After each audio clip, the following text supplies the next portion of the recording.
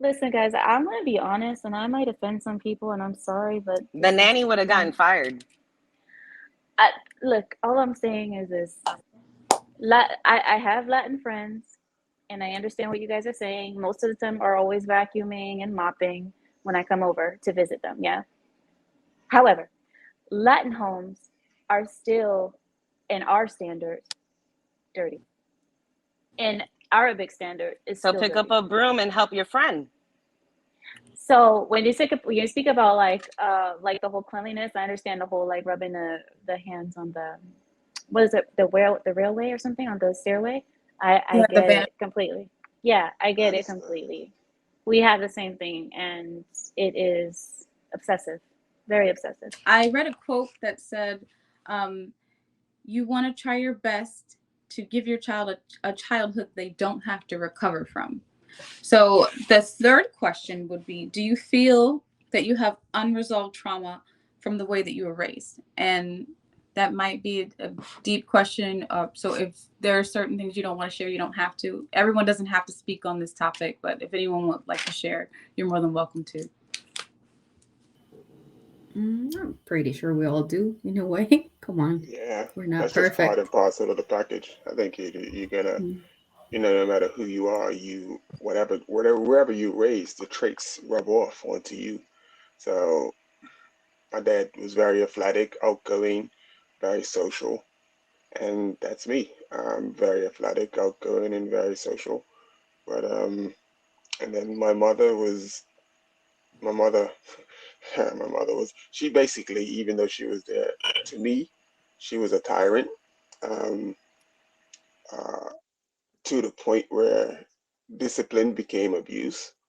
Um, and it's sad, but I had to, like, cut off ties with my mother because we had many discussions, and I said, uh, you did this and you did that, like, the things that you did, were abuse. Like, and I explained it to her, and I said, all you need to do is just apologize for that, and then we could carry on.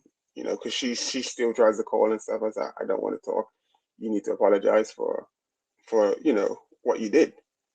So it's just, it really had me messed up for a long time. So then she refuses to apologize. She would just go to the Bible and start spitting out Bible stuff and Bible this, and God will work it out. And like, well, you need to go and hang out with God because I'm good. You know, um, yeah. So I mean, ah, I'm gonna just say it anyway. Like one summer, um, summer day camp. I was going to summer day camp, and that's what you do in the summer times. You go to the summer day camps and hang out and stuff, and you do fun stuff, painting and all of that. And my mom said to me that you've been being a bit mischievous and stuff, and you've been getting in a bit of trouble. She said, all I need to hear is that you did one thing wrong. If I had one complaint, then you're gonna get a beating when you get home. So the first day I got home, I think one of the teachers complained, or one of the summer school teachers. I got a beating.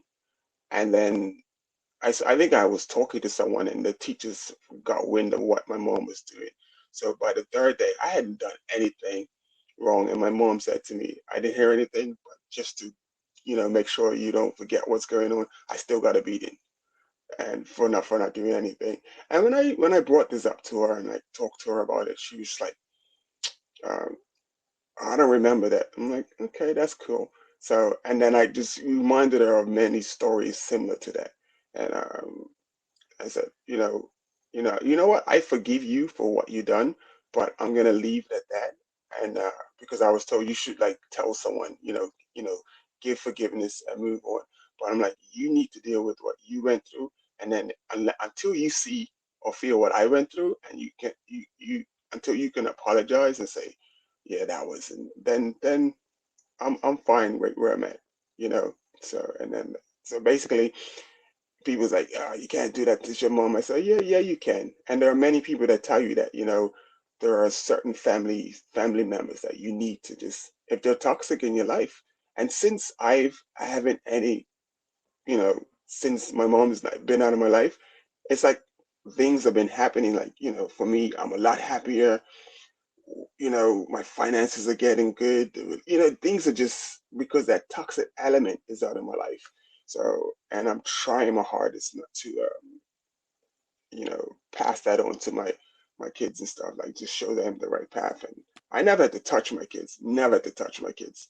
All I had to do was speak to them, and they did as they were told. But anyway, So do you feel like the way your mother disciplined you kind of made you go the opposite way for your children? Like yeah. she was like excessive with the spanking, so you're like, I'm not even gonna go down that road.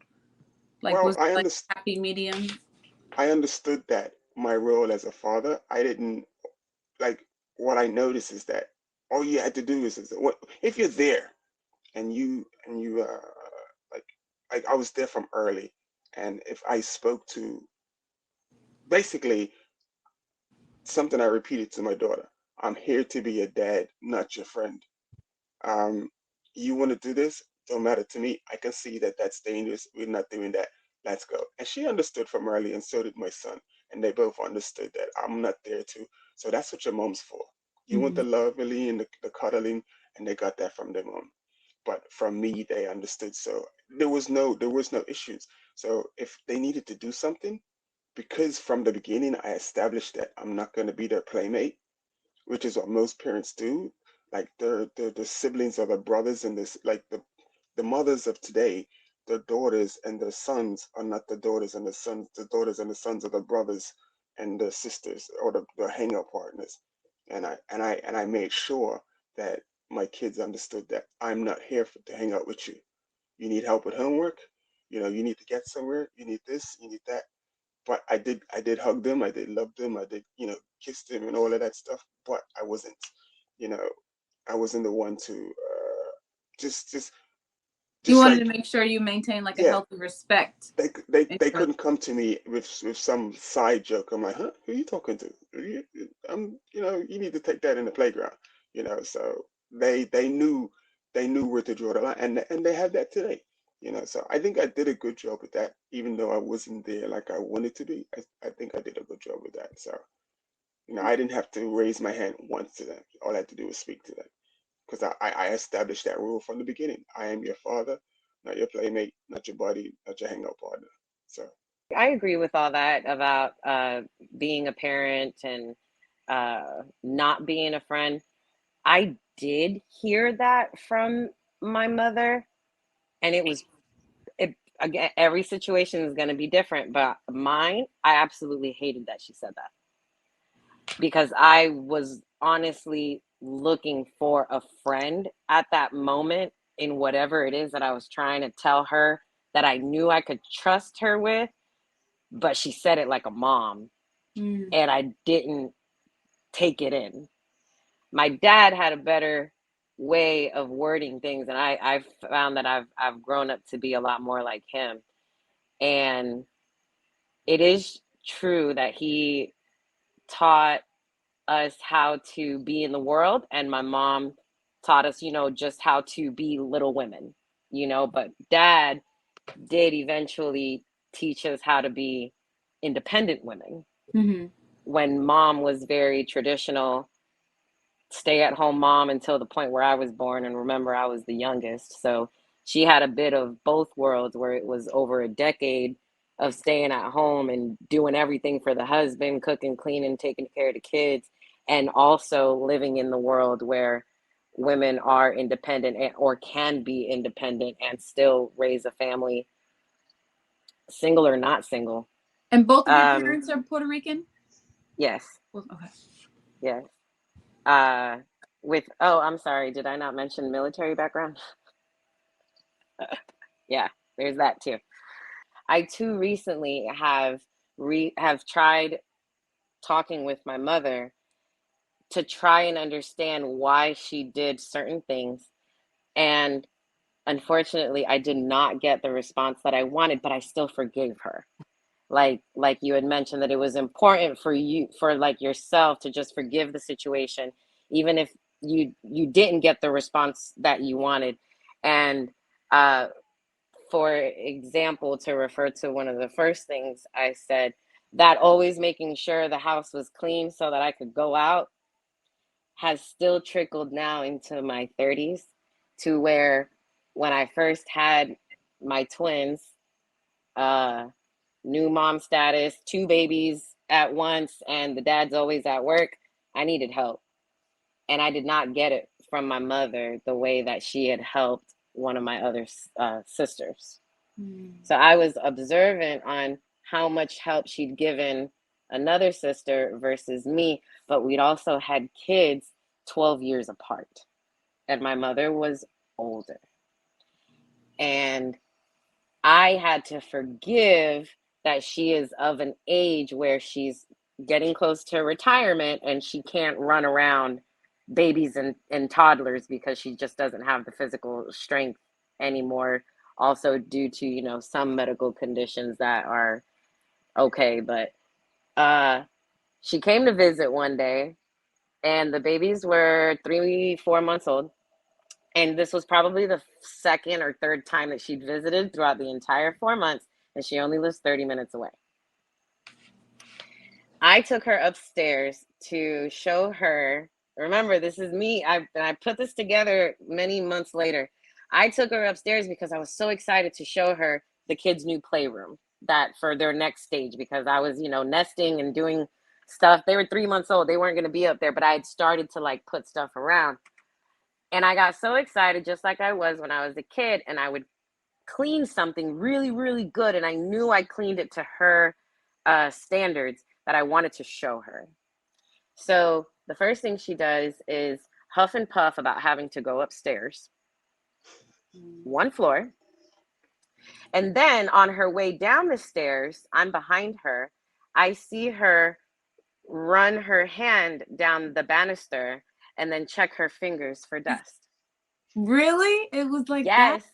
Yes. And Wow. I'm standing behind her, and it just boiled in me, and it brought me right back to that moment when I would say, Mom, look, I cleaned the toilet and I got Dad's piss that he gets off the side. I cleaned it all up real good. And I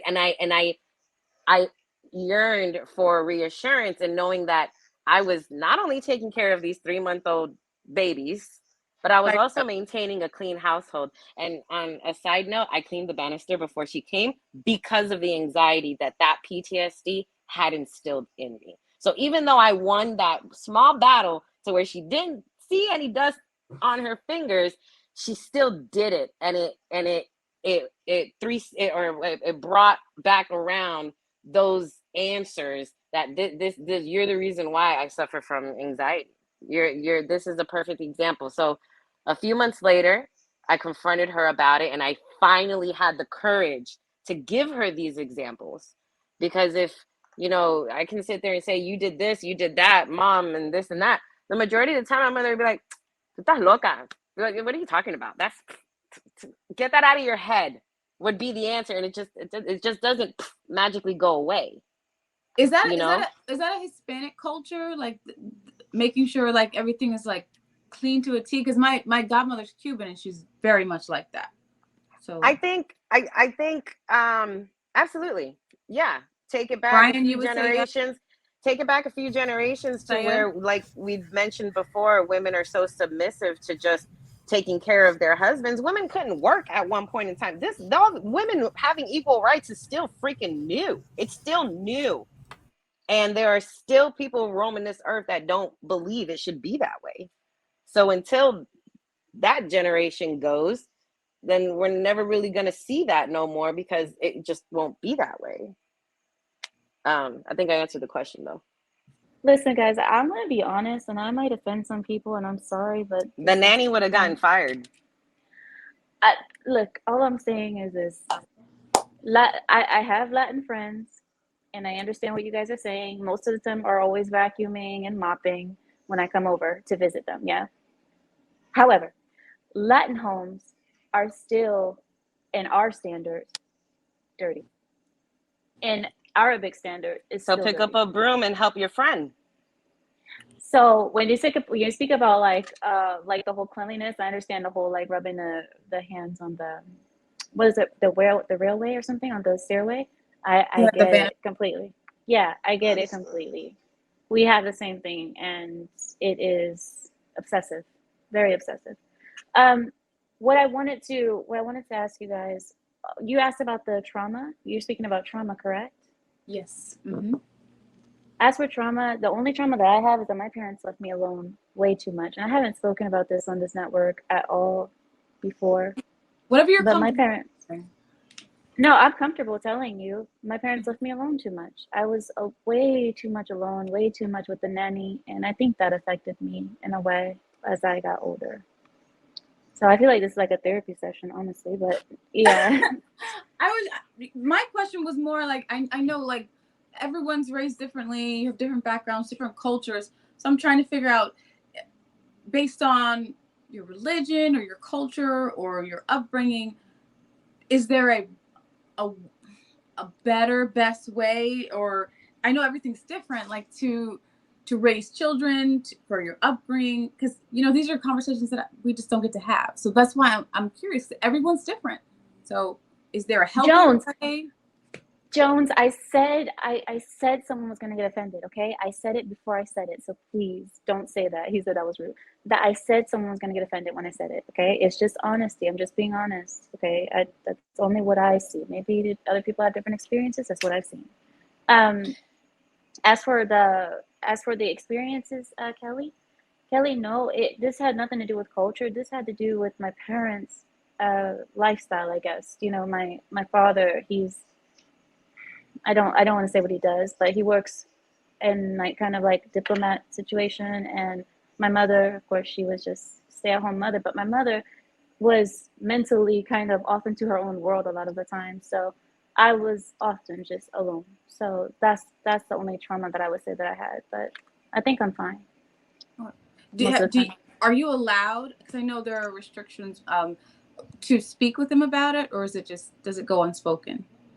I don't talk about it because they did the best that they could. We have to understand our parents aren't perfect. They have their own trauma that they went through that they're having to deal with. So I don't sit there and blame my parents for not being perfect.